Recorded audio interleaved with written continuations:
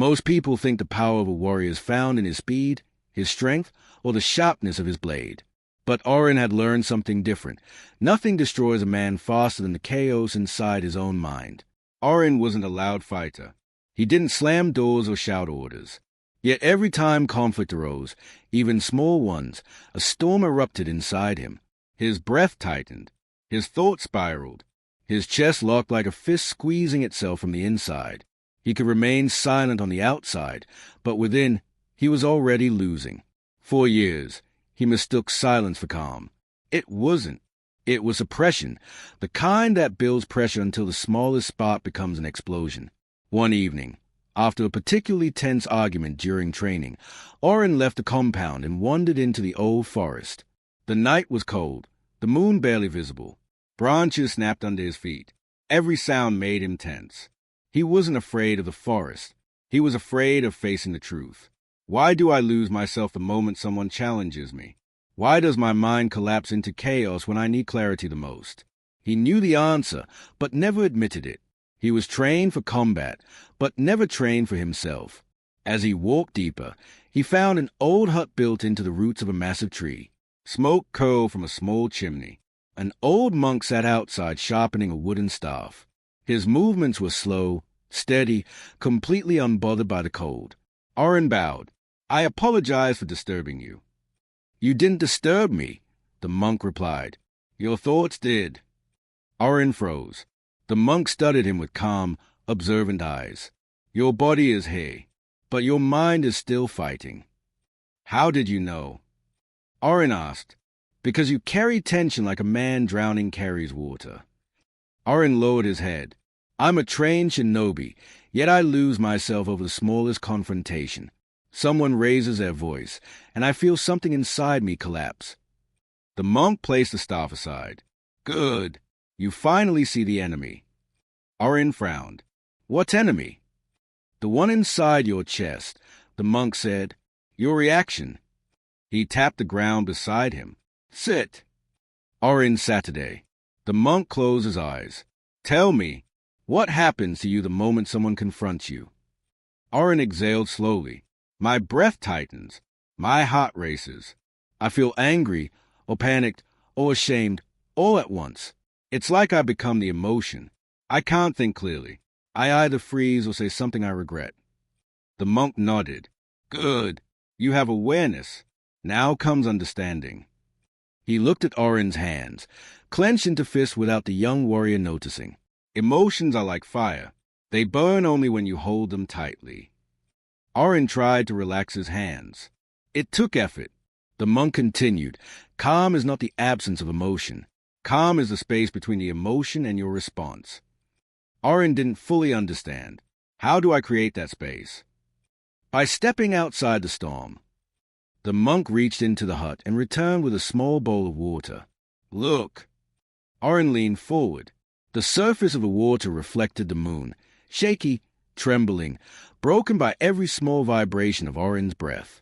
"This is your mind during conflict," the monk said. He placed the bowl on the ground. "Now, stop trying to make the water still." Arin waited. The ripples slowly faded. The moon returned, clear and whole. The monk nodded. "There. That is your true mind." Arin shook his head. "But confrontations aren't calm. People yell. They provoke. They push your buttons." "Yes," the monk said, "but they do not control your breath." He held up a finger. "Conflict begins the moment your breath changes. Not when someone raises their voice. Not when they insult you. The battle starts in your lungs, not your surroundings." Arin looked down at his chest. His breath was shallow. The monk placed a hand on his shoulder. "Your first enemy is not the world. It is the moment you forget yourself." Arin felt something inside him shift. Not clarity, not mastery, but recognition. The monk stood. "Let us test you." He suddenly swung his wooden staff toward Arin's head. Arin flinched violently, falling backward into the leaves. The monk lowered the staff. "You see? I didn't hit you. The moment you felt threat, your mind struck you harder than I ever could." Arin sat up, cheeks burning. "I reacted before I thought." "No," the monk said. You reacted instead of thinking. He offered his hand and pulled Arin to his feet. Again! This time Arin prepared himself. Too much. He stiffened, over-focused, bracing his entire body. When the staff moved, he froze again. The monk sighed. You are still trying to fight the emotion. You must observe it instead. Arin took a breath. The monk attacked a third time, but slower. Arin inhaled. He watched the fear rise.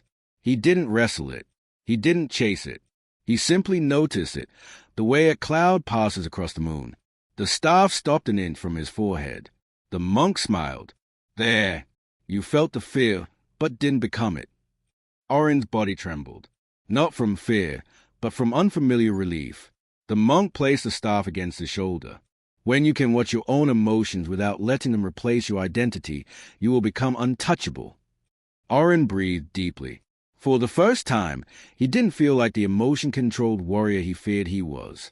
For the first time, he felt the possibility of something else, someone else. Will I become calm in every confrontation? Arin asked. No, the monk said, turning back toward his hut. But you will stop losing to yourself. Arin remained outside for a long time, staring at the bowl of water, watching the moon reflect back at him. Somewhere deep inside, he knew, the journey ahead would test him more brutally than any blade ever had.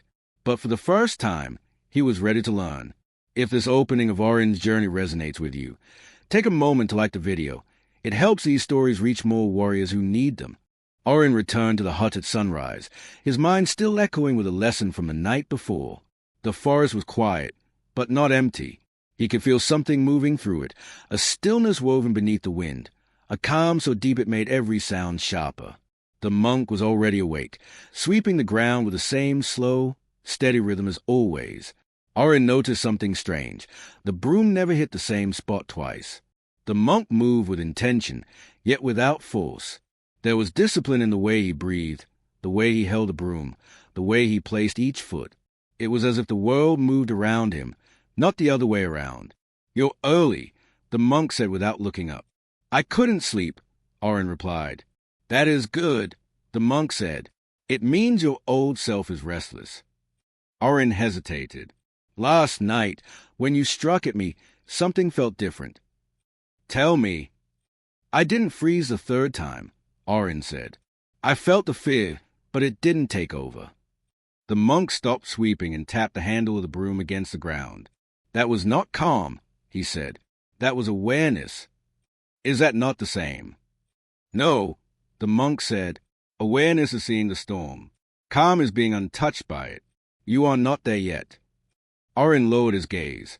But you are closer than you think, the monk added. He tossed Arin the broom. Sweep. Arin frowned. This is training.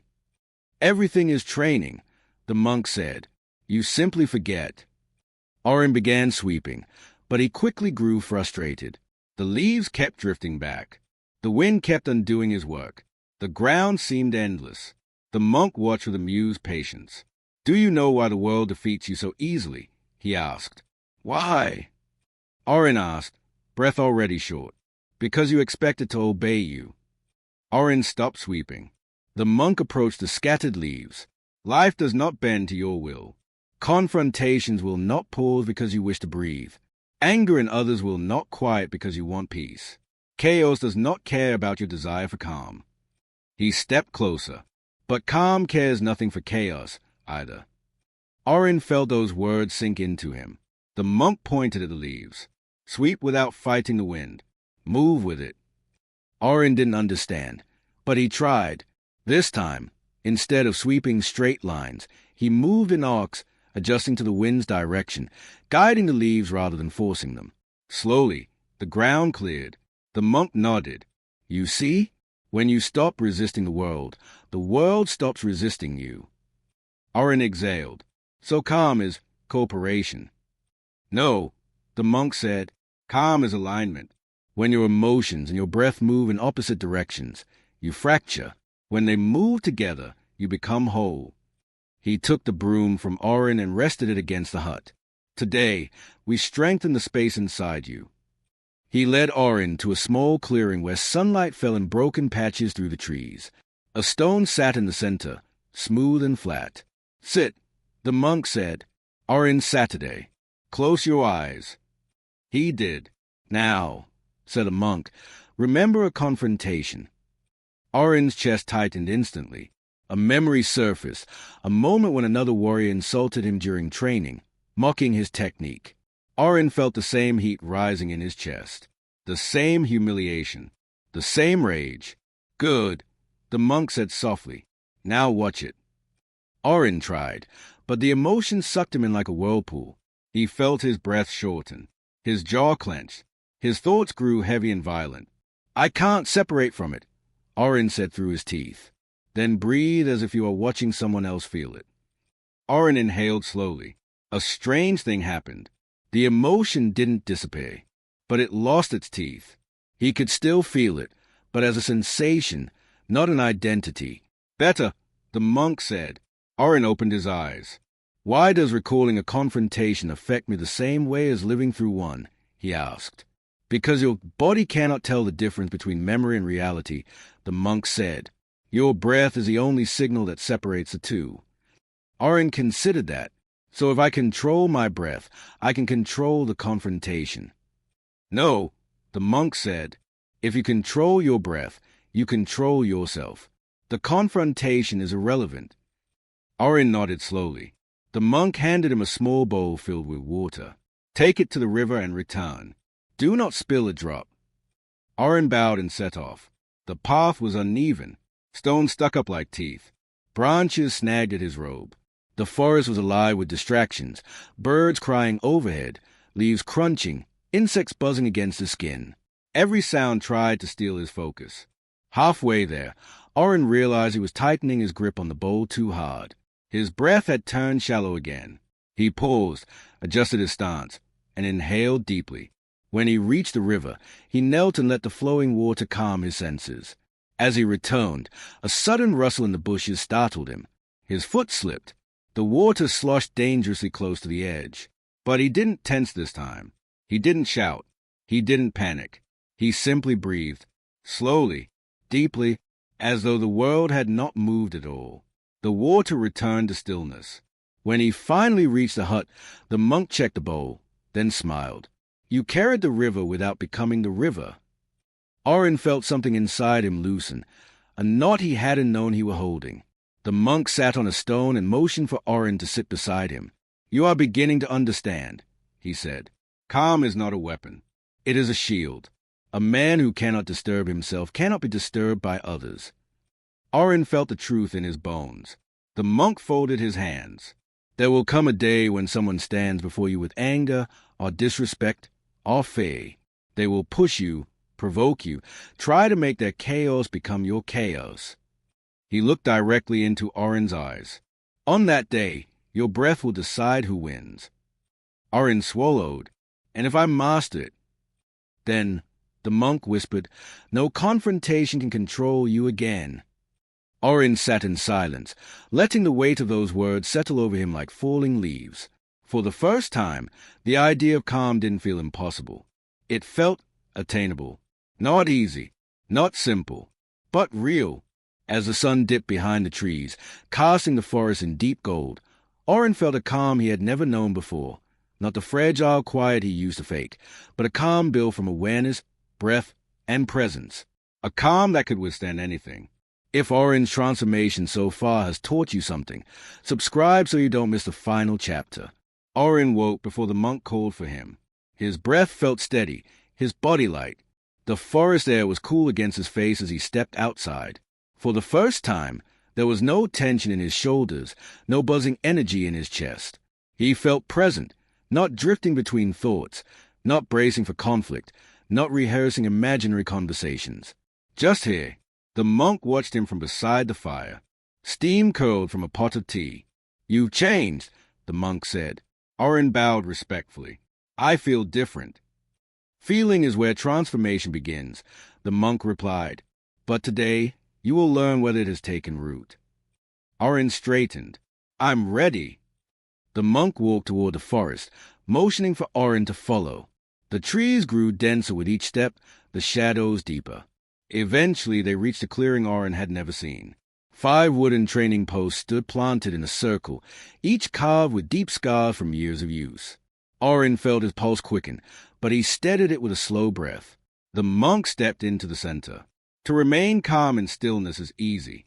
To remain calm in movement is skill. But to remain calm in conflict, that is mastery. Arin nodded. Today, the monk said, the forest will confront you. He tapped his staff on the ground.